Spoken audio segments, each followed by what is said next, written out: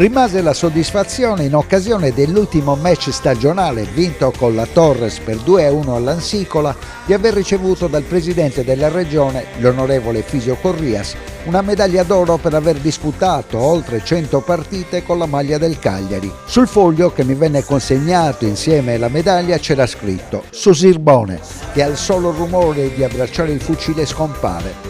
Sorrisi a parte per la peruria nelle tue gambe, ritenendo la cosa gradita e ringraziandoti per quanta gioia ci hai offerto in campo in questi ultimi anni, abbiamo pensato, noi gruppo di calciatori, di premiarti.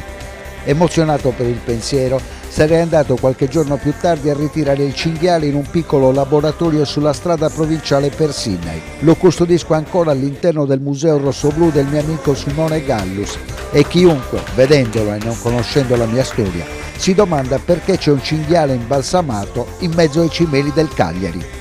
Siamo alla pagina 82 delle 220 del volume La mia maglia numero 11, scritto da Tonino Congiu con il giornalista Marco Zucca. Una bella storia che ci ricorda il talento di un calciatore cagliaritano che, dopo aver accompagnato il rossoblu di Silvestri dalla C al massimo campionato, si dovette arrendere alla concorrenza del giovane emergente Gigi Riva, cedendogli a malincuore la sua maglia numero 11. Tonino, il segreto di questa maglia numero 11?